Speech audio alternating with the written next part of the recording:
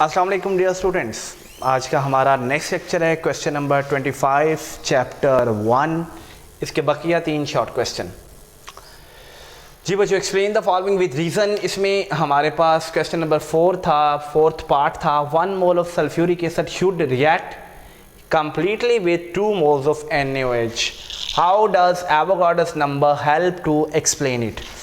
जरा देखिएगा कि आंसर आ गया हमारे पास किसका जी, फोर्थ क्वेश्चन का आंसर है ये। बेटे मैं लिख रहा हूँ 1 मोल सल्फ्यूरिक एसिड का, it is allowed to react with the 2 moles of NaOH। 2 mole of NaOH के साथ रिएक्ट करेगा तो ये आपस में मिलकर क्या बनाएगा, Na2SO4, और बच्चों बनाएगा हमारे पास 2H2O।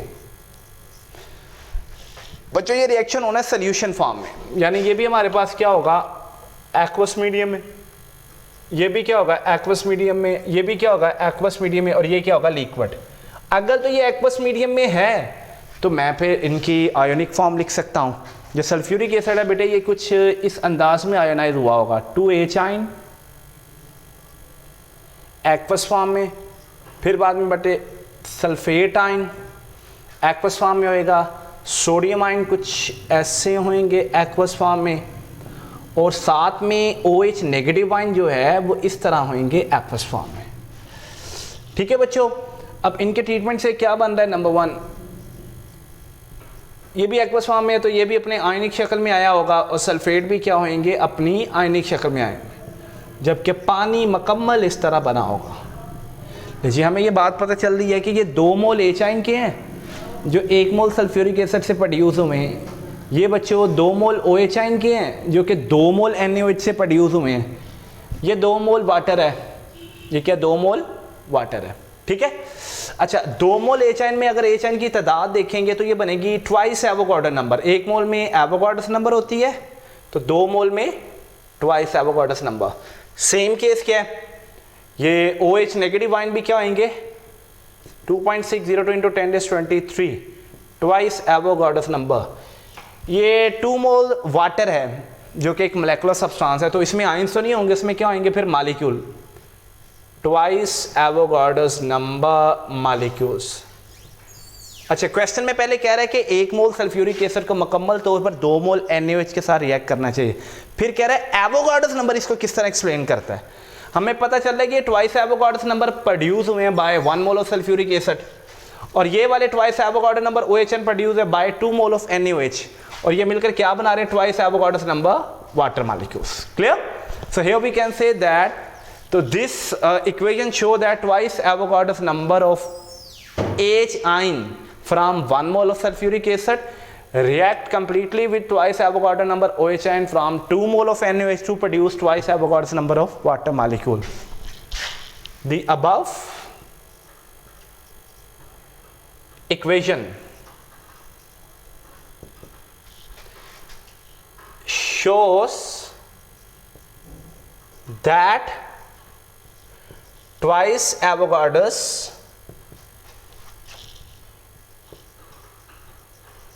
number of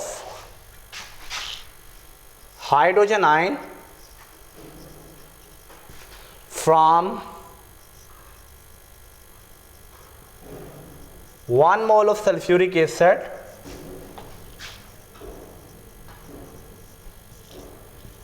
reacts completely with twice Avogadro's number of hydroxide ions from 2 moles of NaOH to produce twice Avogadro's number of water molecules. जी बच्चों, ये एवोगाड्रोस नंबर के हिसाब से इसकी क्या होगी, एक्सप्लेनेशन होगी। ठीक है, सवाल था हमारे पास 1 mole of sulphuric acid should completely react with 2 moles of NaOH, how does Avogadro's number help to explain it. तो एवोगाड्रोस नंबर के हिसाब से हमने ये एक्सप्लेन कर दिया कि twice Avogadro number of hydrogen ion from 1 mole of sulphuric acid should react completely with twice Avogadro number of OH ion from 2 mole of NaOH to form twice Avogadro number of water molecules. ठीक है बच्चों। अच्छा, उसके बाद हमारे पास 5वां सवाल है।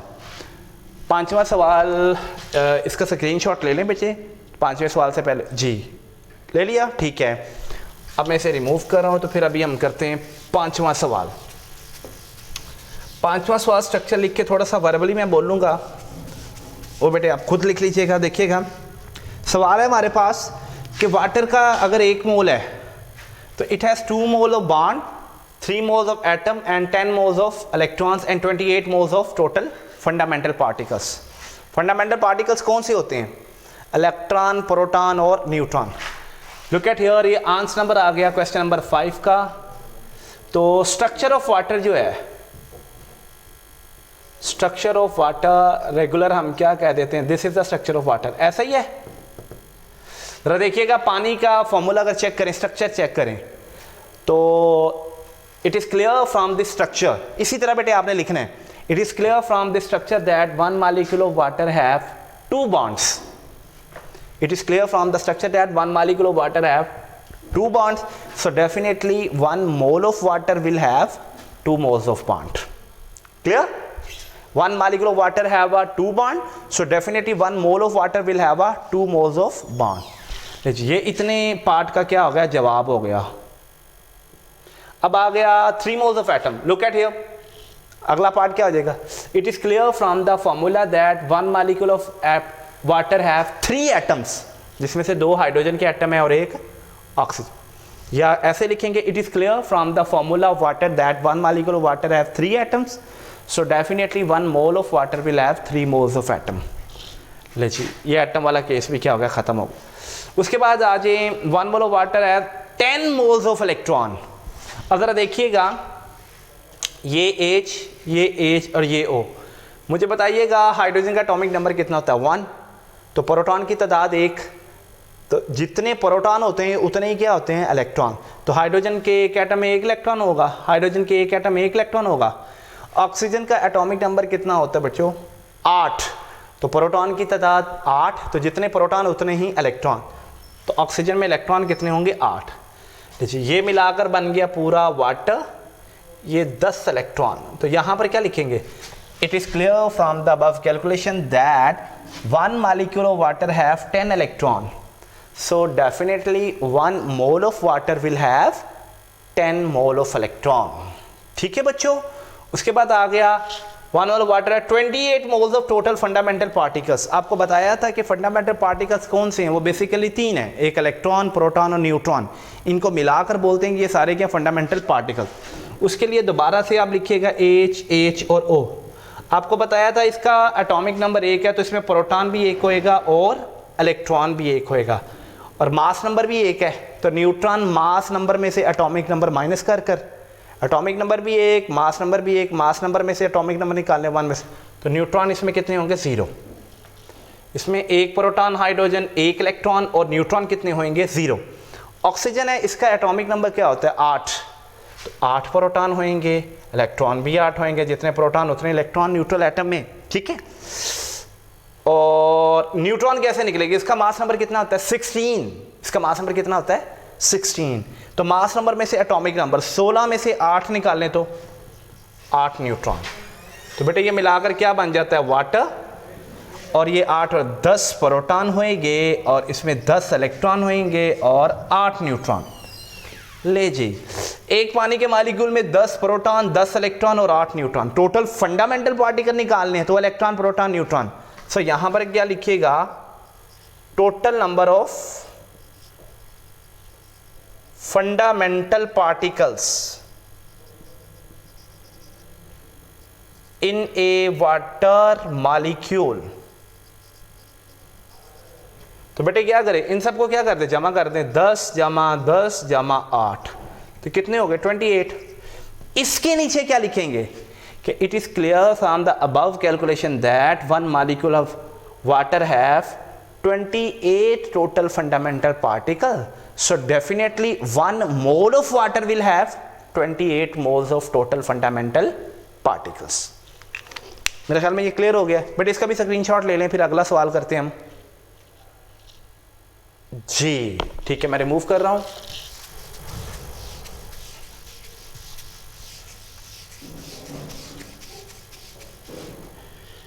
जी प्यारे बच्चों, 6 नंबर है N2 and CO have same number of electron, proton and neutron।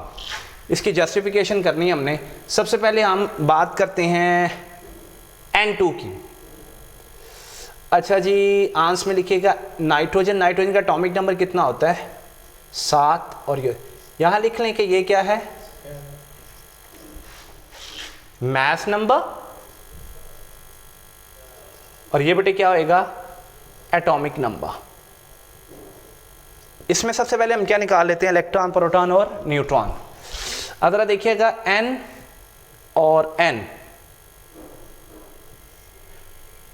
N और N, N और N। जी बच्चों, इसका एटॉमिक नंबर अगर 7 है तो प्रोटॉन की तादाद 7 होगी, इलेक्ट्रॉन भी 7 होंगे। 7 इलेक्ट्रॉन ये हो गए, 7 इलेक्ट्रॉन हो गए, और पूरे N2 के अंदर टोटल इलेक्ट्रॉन कितने हो गए? 14 इलेक्ट्रॉन। एटॉमिक नंबर 7 तो प्रोटॉन भी 7, तो 7 प्रोटॉन इधर, 7 प्रोटॉन इधर, पूरे N2 में 14 प्रोटॉन। न्यूट्रॉन कैसे निकलेंगे? मैस नंबर में से एटॉमिक नंबर माइनस करके न्यूट्रॉन निकल आएंगे। तो 14 में से 7 निकाले, 7 न्यूट्रॉन ये, 7 न्यूट्रॉन ये हो गया N2 में न्यूट्रॉन। इसका मतलब ये हुआ कि N2 के अंदर 14 इलेक्ट्रॉन है, 14 ही प्रोटॉन है और 14 ही न्यूट्रॉन है। अब देखते हैं CO के अंदर क्या साहब। ये बेटे C है, कार्बन का एटॉमिक नंबर 6 होता है और मास नंबर क्या होता है? 12। ये आपको पता चल रहा है कि ये क्या है हमारे पास? It is the mass number. और बेटा ये क्या है? ये एटॉमिक नंबर है। ठीक है, अब इधर ऑक्सीजन की तरफ आ जाए। ऑक्सीजन का एटॉमिक नंबर कितना होता है? 8। ऑक्सीजन का मास नंबर कितना होता है? 16। ठीक है, चलें अभी देखते हैं हम। ये कार्बन, ये oxygen, carbon oxygen, carbon oxygen. ले बच्चों, कार्बन का एटॉमिक नंबर है 6, तो इसका मतलब इसमें प्रोटॉन 6 है तो इलेक्ट्रॉन भी 6 होंगे। आगे ऑक्सीजन, ऑक्सीजन का एटॉमिक नंबर है 8, इसमें 8 प्रोटॉन है तो इलेक्ट्रॉन भी 8 होंगे। एटॉमिक नंबर 6 है कार्बन का, 6 प्रोटॉन, इसका 8 है तो 8 प्रोटॉन। न्यूट्रॉन कैसे निकलेगा? कार्बन के न्यूट्रॉन निकलेंगे बेटे मास नंबर में से एटॉमिक नंबर माइनस कर 12 में से 6 निकालें, 6 न्यूट्रॉन। और ऑक्सीजन के न्यूट्रॉन 16 में से 8 निकालें, 8 न्यूट्रॉन। चलें अब इनको ऐड कर लें ज़रा। ये भी हमने ऐड ही किया है, ये भी हम क्या करने लगे हैं? ऐड करने लगे जी। ये हो गया CO, ये 14 इलेक्ट्रॉन हो गए। ठीक है, ले ये 14, ये हो गया CO, ये 14 प्रोटॉन हो गए, ये हो गया CO, ये 14 न्यूट्रॉन हो गए। ठीक है बच्चों, तो रिजल्ट लिख लीजिएगा। रिजल्ट में क्या लिखेंगे? यही बात कि it is clear from the above calculation that both N2 and CO have equal number of electron, proton and neutron. ठीक है बच्चों, ये रिजल्ट लास्ट में लिखेगा। तो इस तरह ये हमारा क्वेश्चन नंबर 25 जो है ये कंप्लीट हो चुका है। होप सो आपने ये लेक्चर भी अच्छे से एंजॉय किया होगा। फर्दर इसी तरह की वीडियोस हासिल करने के लिए बेल आइकॉन के ऊपर टिक कीजिएगा और सब्सक्रिप्शन लाजमी कर लीजिएगा। बहुत शुक्रिया, थैंक यू वेरी मच।